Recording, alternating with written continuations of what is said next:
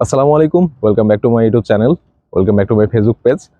আজকে সকালে এভাবে ক্যামেরার সামনে চলে আসলাম। এর পেছনের কারণটা হচ্ছে সিসি লিমিট নিয়ে কিছু কথা মাঝখানে থেকে গেছে। আর মেইন টপিকটা হচ্ছে কেন 350 থেকে 375 সিসি আমাদের করা হলো এবং কেনই বা হচ্ছে বাইকগুলো আসতে দেরি হচ্ছে, কোন কোম্পানির বাইকগুলো আগে আসতে পারে, প্রাইস কেমন হতে পারে এবং বাইকগুলো কবে নাগাদ মার্কেটে অ্যাভেলেবল হতে পারে। আপনাদের এই প্রশ্নগুলোর উত্তর দেওয়ার চেষ্টা করব। এখন ব্যাপারটা হচ্ছে আমি এই মাঠের মধ্যে কেন আসলে কোথাও স্পেস পাচ্ছিলাম না ভালোভাবে ভিডিও শুট করার জন্য। আর বেশ অনেকদিন ভিডিও করা হয় নাই, নিজের মধ্যে একটা জড়তা চলে আসছিল। বাই দ্য ওয়ে, টপিকে ফিরি। তো আমাদের প্রধান যে আলোচনার বিষয় সেটা হচ্ছে 350 থেকে 375 সিসি কেন করা হলো।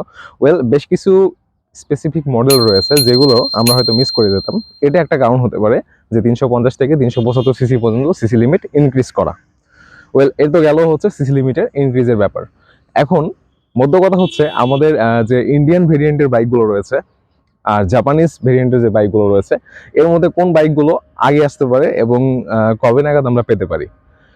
এখন ব্যাপারটা হচ্ছে রিসেন্ট আপনারা দেখছেন যে হন্ডা লোয়ার সিসির একটি বাইক লঞ্চ করেছে, সেটা হচ্ছে SP125।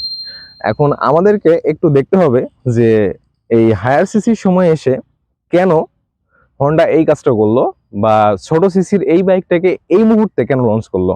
কারণ এই বাইকটা ইন্ডিয়াতে বেশ অনেক বছর আগে লঞ্চ করা হয়েছে এবং হচ্ছে এটার সেলও মোটামুটি ইন্ডিয়াতে ভালো। ঠিক আছে, তাহলে এই সময় যখন বাংলাদেশ সিসি লিমিটের দিক থেকে এগিয়ে যাচ্ছে, তাহলে এই সময়টাতে কেন লোয়ার সিসি বাইক লঞ্চ করলো, এটা একটা পয়েন্ট আছে।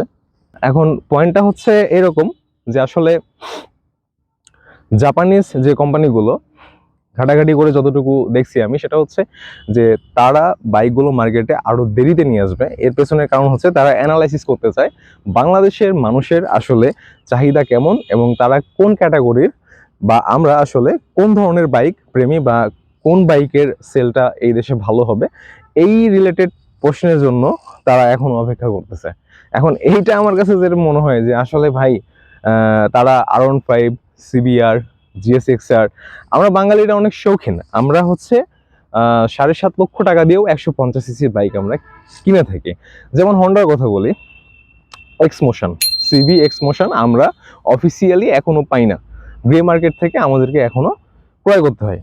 সো এগুলো দেখেও কি আসলে কোম্পানির টনক নড়ে না? আর এইগুলো আসলে কেমন প্রশ্ন যে আমাদের চাহিদা অনুযায়ী বা হচ্ছে আমরা কি ধরনের বাইক পছন্দ করি। তো এই বিষয়গুলো আসলে আমার কাছে একটু অন্যরকম লাগছে। আর ব্যাক টু হচ্ছে ইন্ডিয়ান মার্কেট। এখন ইন্ডিয়ান যে বাইকগুলো রয়েছে এগুলোর কথা বলতে গেলে প্রথমত বাজাজের কথাই বলি। বাজাজ বছরের শুরু থেকে বলে আসতেছে যে সেপ্টেম্বর থেকে নভেম্বর বা এক পর্যায়ে আমরা শুনলাম যে হচ্ছে ডিসেম্বর, এর মধ্যে তাদের 250 থেকে 400 সিসির মধ্যে যে বাইকগুলো রয়েছে, 400 বলতে 375 সিসির আশেপাশে যে বাইকগুলো, এগুলো তারা আসলে বাজারজাত করার জন্য প্রস্তুত হয়ে যাবে। তো এখন একটা বিষয় এই মুহূর্তে এসে যেটা আমার কাছে মনে হচ্ছে যে রাজনৈতিক অস্থিরতা বা হচ্ছে আমাদের যে এই বর্তমানে রাজনৈতিক যে পরিবেশটা, এটাও একটা রিজন হতে পারে বাইকগুলো দেরিতে মার্কেটে আসার জন্য। এবং ইন্ডিয়ান কোম্পানিগুলোর বাইকগুলো কেনই আগে আসবে, জাপানিজ যে বাইকগুলো রয়েছে এগুলো কেন লেটে আসবে, এর পেছনের একটা কারণ হচ্ছে আমাদের বাংলাদেশের বাইকিং মার্কেটে সব থেকে পপুলার এবং বলতে গেলে বাংলাদেশের মার্কেটের যে অবস্থা, এতে ইন্ডিয়ান বাইকগুলো জাপানিজ বাইকগুলোর থেকে অনেক চিপ রেটে পাওয়া যায়, এটা একটা কারণ। আর ডেফিনেটলি একটা দেখা যাচ্ছে Indian 250 CC bike Japanese 250 CC বাইকের থেকে অনেক কমে পাওয়া যাবে, দেখা যাচ্ছে প্রাইজের একটা ফারাক থাকবে।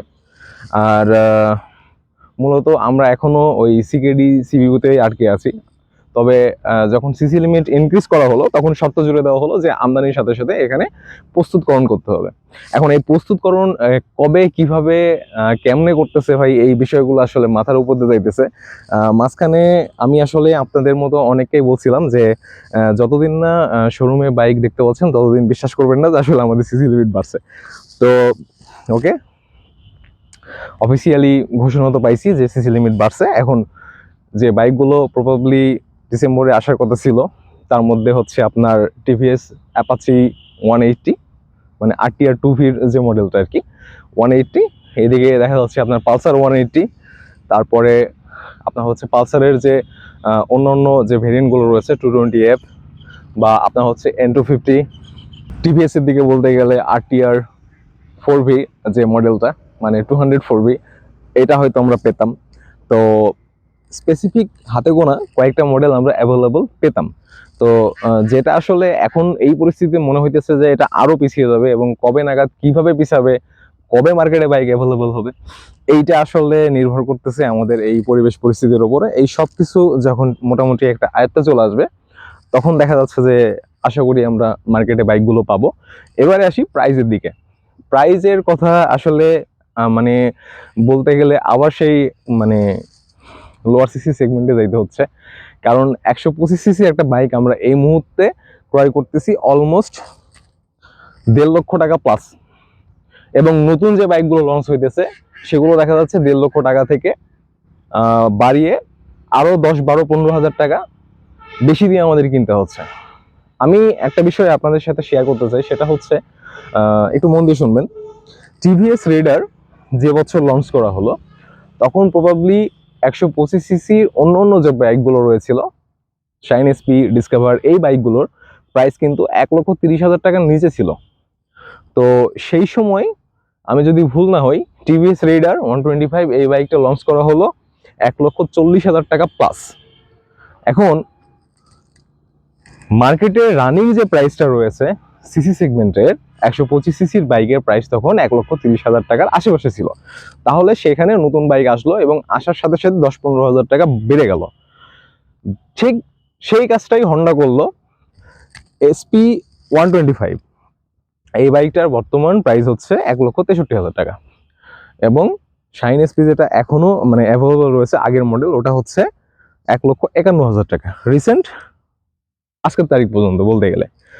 এখন এই পরিস্থিতিতে একটা হায়ার সিসি বাইক অনেকেই বলতেছেন আপনারা ভাই 3.5 থেকে 4 লক্ষ টাকার মধ্যে হয়তো বা 250cc বাইক পাওয়া যেতে পারে। ওয়েল, পাওয়া যাবে, এটা আমিও অস্বীকার করতেছি না, যদি আমাদের ওই যে সংযোজন বলতে যে প্রস্তুতকরণ যে বিষয়টা, এটা যদি বাংলাদেশ সরকার এবং হচ্ছে বিআরটিএ মাধ্যমে দেখা যাচ্ছে কোম্পানিগুলো অনুমোদন তো পেয়ে গেছে, এখানে আর কোনো কথার প্রশ্নই আসে না। তো কোম্পানিগুলো যদি নিজেদেরকে মেলে ধরতে পারে, এই প্রক্রিয়া যদি বাইকগুলো বাজারজাত করতে পারে, তাহলে অবশ্যই আমরা হয়তোবা আরো কিছু কম দামে 250cc বাইকগুলো পেতে পারি। অ্যারাউন্ড 3.5 প্লাস মাইনাস হতে পারে স্পেসিফিক কিছু মডেল। তবে স্পোর্টস ক্যাটাগরির বাইকগুলোর দাম অনেক বেশি হবে ভাই, কারণ প্রথমত অবস্থায় আমাদের গ্রে মার্কেটের চাহিদাটা বেশি। আর গ্রে মার্কেটের চাহিদা বেশি, সেক্ষেত্রে দেখা যাচ্ছে যে ব্যবসায়ীরা অফিসিয়ালি লঞ্চ হওয়ার অনেক আগেই বাইকগুলো আমাদের দেশে অ্যাভেলেবল করে ফেলবে, এবং মন দিয়ে শুনবেন, সিবিইউ ইউনিটও হতে পারে সেগুলো। এখন সিবিইউ ইউনিট যদি হয়, তাহলে দেখা যাচ্ছে যে বাইকের প্রাইস অলমোস্ট আমরা যেরকম 150cc একটা বাইক কিনতাম 7 থেকে 7.5 লক্ষ টাকার মধ্যে, তখন দেখা যাচ্ছে আমাদের 250cc একটা বাইক 10 লক্ষ টাকা থেকে 12 লক্ষ টাকার উপরে কিনতে হতে পারে। এখন ভাই সিসি লিমিট নিয়ে যত কথা বলবো ততই প্রশ্ন বাড়বে, এবং তার সাথে সাথে অনেক কনফিউশন ক্রিয়েট হবে।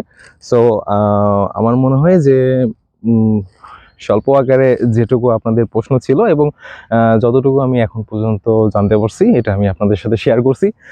আর রোদও উঠে যাচ্ছে, আমি আসলে সূর্যের একদম সামনাসামনি হয়ে আমাকে কথা বলতে হচ্ছে, কারণ আমি যদি এইভাবে মুভ করি তাহলে আসলে ভিডিওর কোয়ালিটিটা ভালো থাকবে না। সো চোখে অনেক সোজা লাগতেছে ভাই, আর বলার মতো আসলে তেমন কিছু নাই। তো দেখা হচ্ছে আপনাদের সাথে পরবর্তী কোনো ভিডিওতে। আর এই রিলেটেড যদি কোনো কোশ্চেন্স থাকে তাহলে এই ভিডিওর কমেন্টে করতে পারেন, এবং আমি দেখা করতেছি শীঘ্রই আপনাদের সাথে নেক্সট ভিডিওতে। সবাই ভালো থাকবেন, সুস্থ থাকবেন, আল্লাহ হাফেজ।